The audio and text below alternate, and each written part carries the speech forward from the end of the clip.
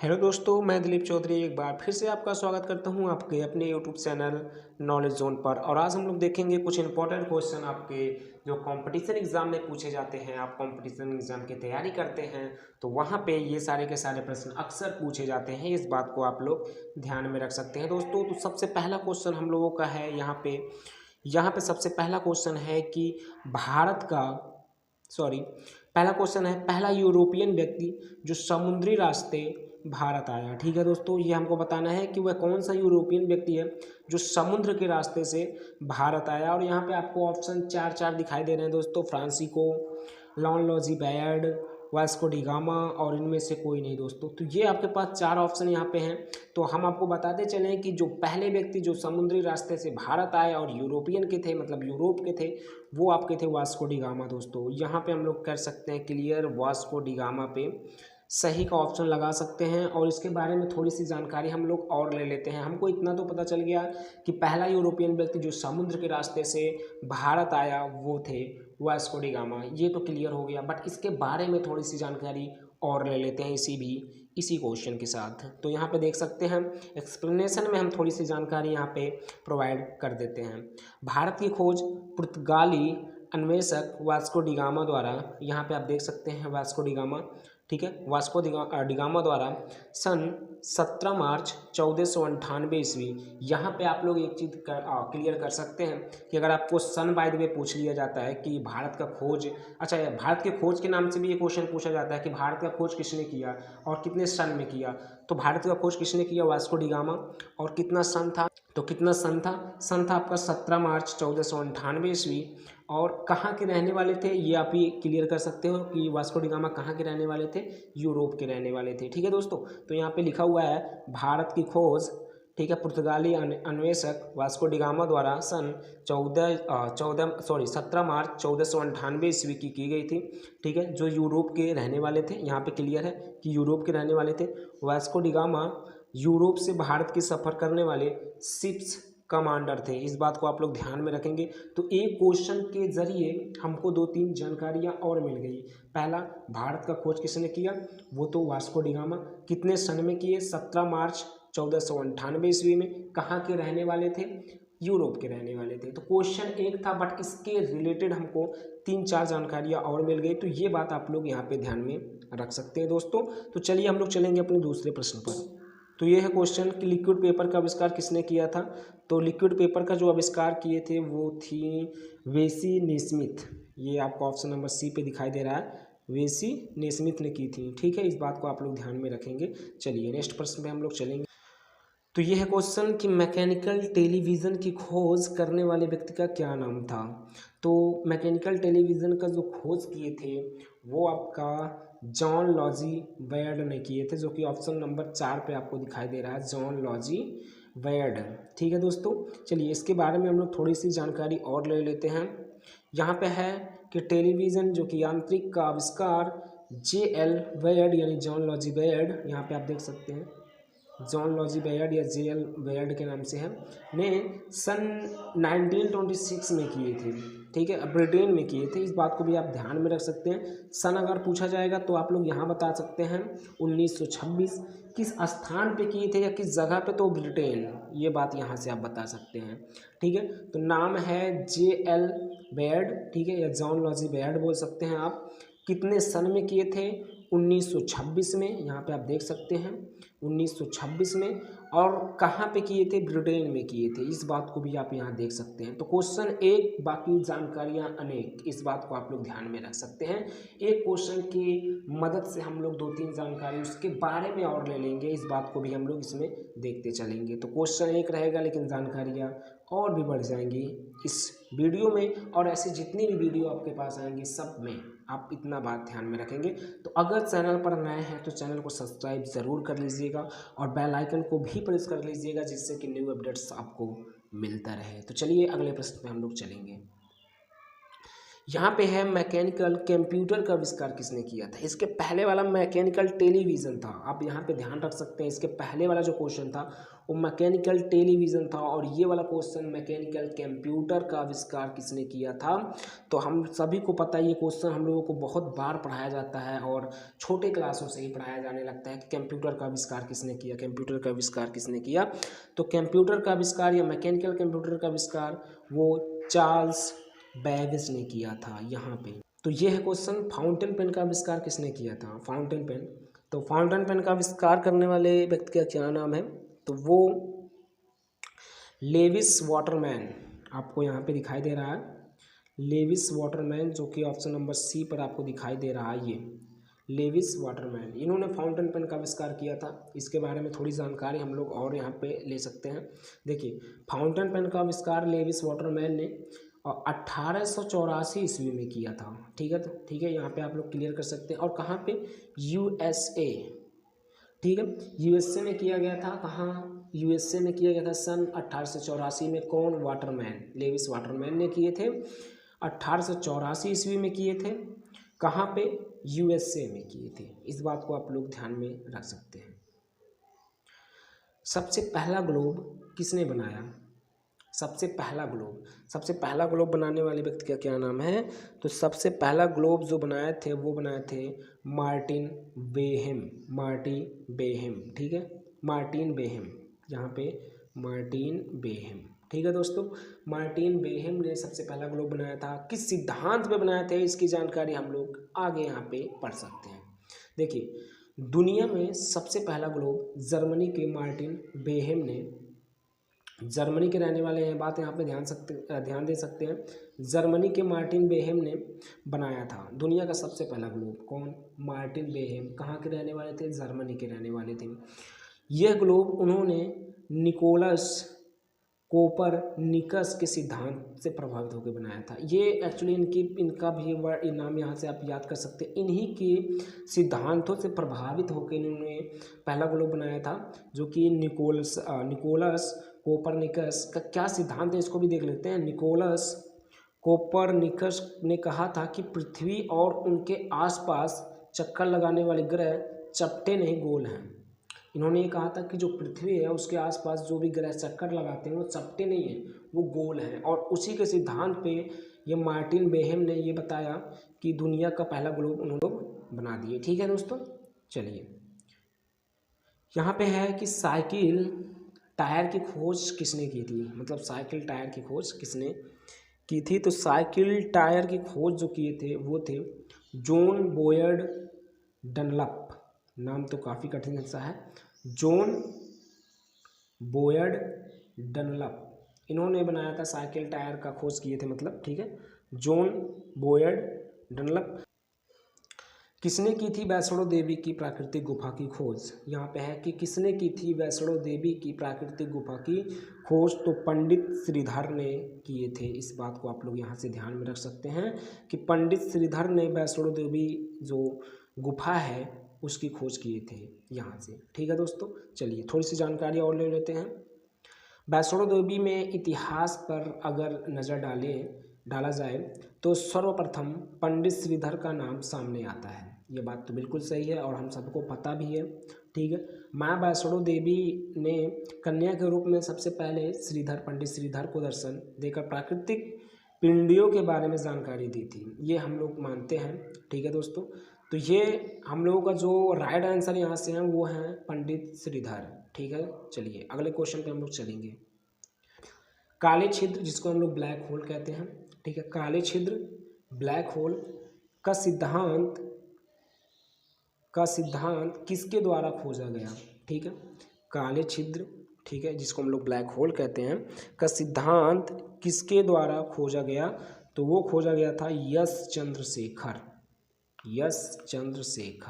यहाँ से यश चंद्रशेखर द्वारा खोजा गया। ठीक है दोस्तों, थोड़ी जानकारी और हम यहाँ से प्रोवाइड कर देते हैं आपको।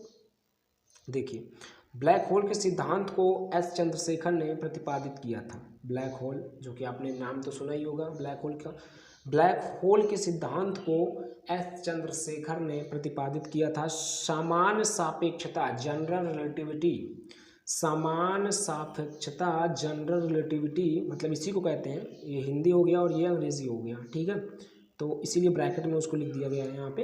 ये समान सापेक्षता या जनरल रिलेटिविटी में एक ब्लैक होल ऐसी खगोलीय वस्तु होती है ना जिसका गुरुत्वाकर्षण क्षेत्र इतना शक्तिशाली होता है, यहाँ पे लिखा है इतना शक्तिशाली होता है कि प्रकाश सहित कुछ भी इसके खिंचाव में बच नहीं सकता है।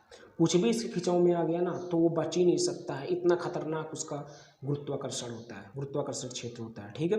ब्लैक होल के चारों ओर एक सीमा होती है, इसके घटना क्षितिज कहा जाता है। इसके चारों ओर एक सीमा होती है, एक निर्धारित सीमा होती है जिसको हम लोग घटना क्षितिज कहते हैं, जिसमें वस्तु गिर सकती है परंतु बाहर कुछ भी नहीं आ सकता। इसे ब्लैक होल या काला इसलिए कहा जाता है, ठीक है। तो इसमें अगर कोई भी वस्तु गिर जाता है तो वो वापस ही नहीं आ पाएगा, इस बात को आप लोग ध्यान में रख सकते हैं। इसका खोज किसने किए थे? एस चंद्रशेखर, यहाँ पे आपको नाम दिखाई दे रहा है, ठीक है। तो ये आपका काफ़ी इंपॉर्टेंट क्वेश्चन है, इस बात को ध्यान रख सकते हैं। चलिए अगले प्रश्न पे हम लोग चलेंगे। हड़प्पा की खोज किसने की थी? हड़प्पा की खोज किसने की थी? तो हड़प्पा की खोज किए थे दयाराम साहनी। काफ़ी इंपॉर्टेंट क्वेश्चन, इस बात को भी यहाँ पे आप ध्यान में रख सकते हैं, दयाराम साहनी। थोड़ी सी जानकारी और ले लेते हैं। तो यहाँ पे हम लोग देख सकते हैं, यहाँ पे लिखा है कि हड़प्पा पूर्वोत्तर पाकिस्तान के पंजाब प्रांत का एक पुरातात्विक स्थल है, इस बात को आप लोग ध्यान रख सकते हैं। इस साहिवाल शहर में 20 किलोमीटर पश्चिम में स्थित है। सिंधु घाटी सभ्यता के अनेकों अवशेष यहाँ से प्राप्त हुए हैं। सिंधु घाटी सभ्यता के बहुत सारे अवशेष यहाँ से प्राप्त हुए हैं। सिंधु घाटी सभ्यता को इसी शहर के नाम के कारण हड़प्पा सभ्यता भी कहा जाता है। 1921 में जब जॉन मार्शल भारत के पुरातात्विक विभाग के निर्देशक थे तब दयाराम साहनी ने इस जगह का सर्वप्रथम खुदाई का कार्य करवाया था, ठीक है। जब कौन? जॉन मार्शल भारत के पुरातात्विक विभाग के निर्देशक थे। ये आप लोग भी यहाँ से थोड़ा सा ध्यान में रख सकते हैं कि उतने समय जॉन मार्शल भारत के पुरातात्विक विभाग के निर्देशक थे, तब दयाराम साहनी ने, ठीक है, दयाराम साहनी ने इस जगह का खुदवाई कराया था। दयाराम साहनी के अलावा माधव और बहुत सारे लोग ऐसे हैं, मार्तिमर, ठीक है, ये लोग भी खुदाई करवा चुके हैं, ठीक है। तो ये बात आप लोग ध्यान में रखेंगे। हालांकि हड़प्पा शहर का अधिकांश भाग रेलवे लाइन निर्माण के कारण नष्ट हो गया है, इस बात को भी आप लोग यहाँ पे ध्यान में रख सकते हैं। तो ये कुछ जानकारियाँ थी, आपको यहाँ से आप पढ़ सकते हैं, इतना सब कुछ पढ़ सकते हैं यहाँ पे, ठीक है। हम अगर पूरा पढ़ने लगेंगे तो वीडियो काफ़ी लंबा हो जाएगा। तो चलिए अगले प्रश्न पे हम लोग चलेंगे।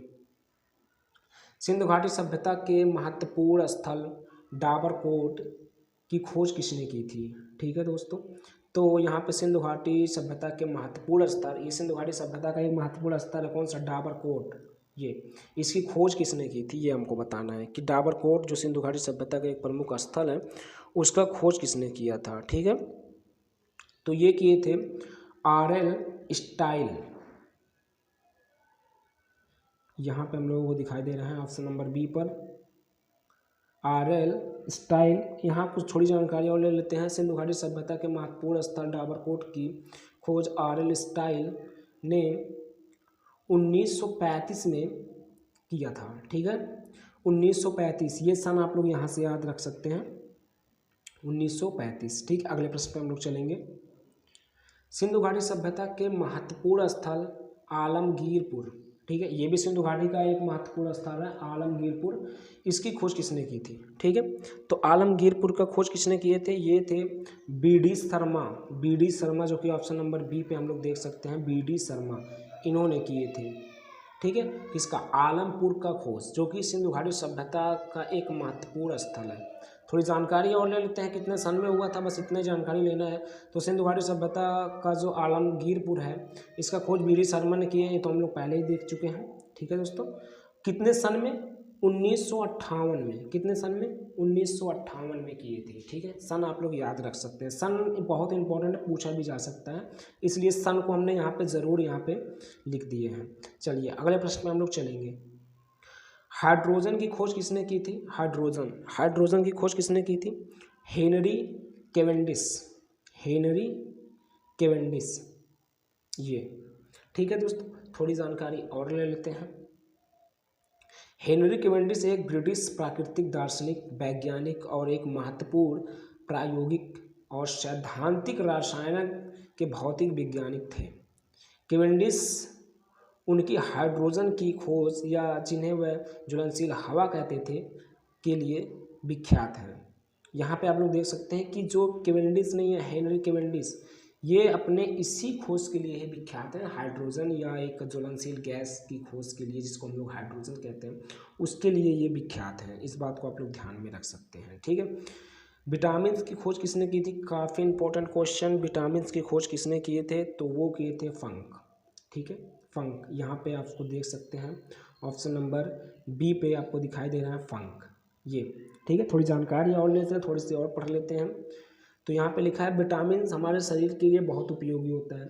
बिल्कुल सही है, विटामिन हमारे शरीर के लिए बहुत उपयोगी होता है, इसके बारे में हमको बताने की आवश्यकता नहीं है, और ये बात हम सब जानते हैं, बिल्कुल जानते हैं। और विटामिन की कमी से हमारे शरीर में अनेक रोग हो सकते हैं, ये भी बात हम लोग जानते हैं। और विटामिन की खोज के स्वास्थ्य और रोगों के बारे में हमारी समझ में एक प्रमुख वैज्ञानिक की उपलब्धि थी।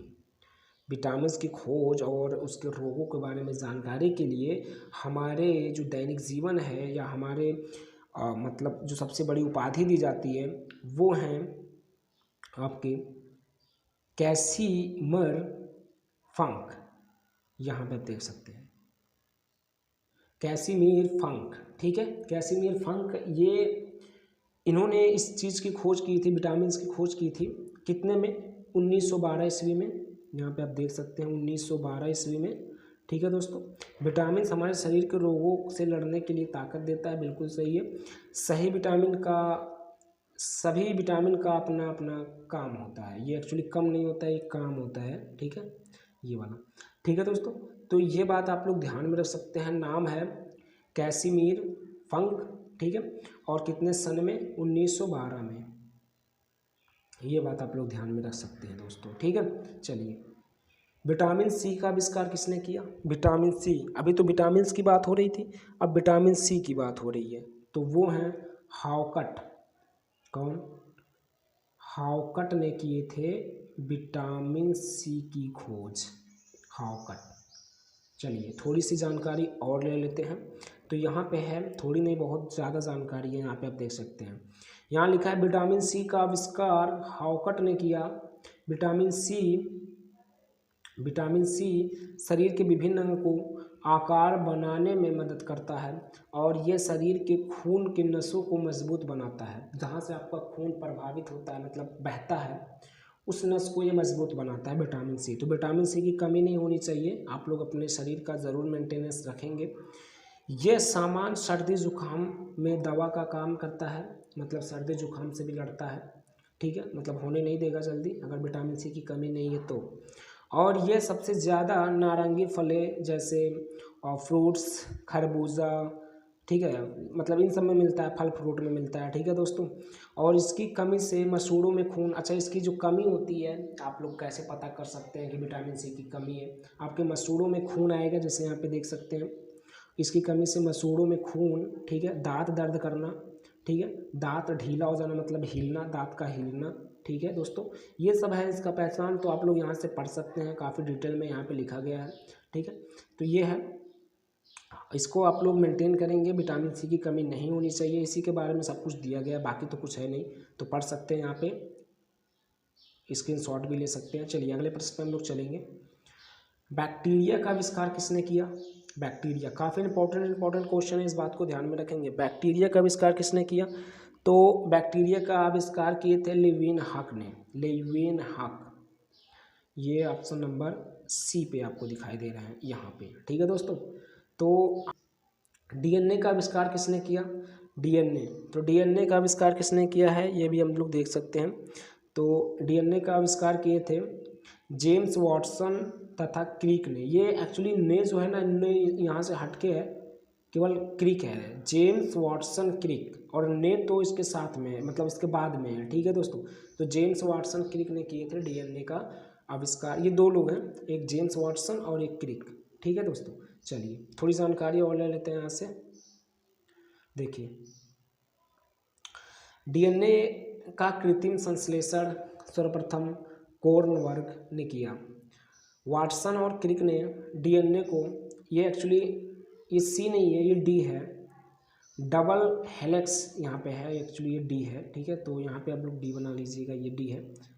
डुअल हेलिक्स संरचना का पता लगाया। वाटसन एवं क्रिक ने 1962 में डीएनए का संरचना के खोज के लिए नोबेल पुरस्कार भी मिला था। तो यहाँ से आप लोग देख सकते हैं कि जो हैं वो हैं वाटसन और क्रिक ने डीएनए के डुअल हेलिक्स की संरचना के बारे में पता लगाया था, जिसके लिए उन्हें 1962 में मतलब नोबेल प्राइज़ भी मिला था। डुअल हेलिक्स संरचना क्या होता है वो आपको स्क्रीन पे दिखाई दे रहा है, आप लोग देख सकते हैं, ठीक है। तो चलिए अगले प्रश्न पे हम लोग चलेंगे। यहाँ पे है कार आंतरिक दहन, हमने ब्रैकेट में लिख दिया है कि आविष्कारक कौन थे। कार जो कि आंतरिक दहन के आविष्कारक कौन थे, तो हम लोग यहाँ पे बता सकते हैं वो थे सैमुअल, कौन, सैमुअल ब्राउन, ठीक है दोस्तों, सैमुअल ब्राउन थे। इसके बारे में थोड़ी सी पढ़ लेते हैं यहाँ पे। तो यहाँ पे लिखा कार आंतरिक दहन का आविष्कारक सैमुअल ब्राउन ने 1826, केवल सन हमको बताना था इसलिए हमने इसको यहाँ पे लिख दिया, बाकी तो पता ही हो गया इसके ऑप्शन में ही कि सैमुअल थे, लेकिन कितने सन में किए थे इसलिए इसको हमने यहाँ पे दर्शा दिया है, 1826 ईस्वी में किए थे, ठीक है दोस्तों। चलिए तो ये है क्वेश्चन, कारपेट स्वीपर के आविष्कारक कौन थे। कारपेट स्वीपर, तो कारपेट स्वीपर के जो आविष्कारक थे वो थे मेलविल, कौन, मेलविल बिसेल, ठीक है, मेलविल बिसेल ये थे। चलिए थोड़ी जानकारी और ले लेते हैं, केवल सन ही हमको बताना है। तो कारपेट स्वीपर का आविष्कार मेलविल बिसेल, ठीक है, ये तो हमने इस ऑप्शन में ही बता दिया।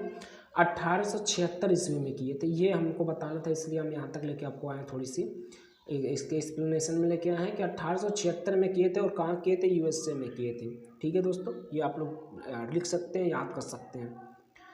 डेंटल प्लेट के आविष्कारक कौन थे। डेंटल प्लेट के आविष्कारक कौन थे, तो ये थे आपके एंथोनी प्लेटसन, एंथोनी प्लेटसन, ठीक है, एंथोनी प्लेटसन, ये आप लोग यहाँ पे याद रख सकते हैं। थोड़ी जानकारी ले लेते हैं, यहाँ पे सन बताना है। तो डेंटल प्लेट का आविष्कार एंथोनी प्लेटसन 1817 ईस्वी में किए थे, सन आप लोग यहाँ से देख सकते हैं, और कहाँ पे, यूएसए में ही किया गया था। तो ये बात भी आप लोग देख सकते हैं। तो ये थे आज के कुछ इंपॉर्टेंट क्वेश्चन, उम्मीद करते हैं कि आपको समझ में आया होगा। अगर समझ में आया है तो चैनल को सब्सक्राइब ज़रूर करिएगा। फिर मिलेंगे एक अच्छी सी वीडियो के साथ, एक अच्छी सी जानकारी के साथ। तब तक के लिए good luck, best of luck, thank you very much.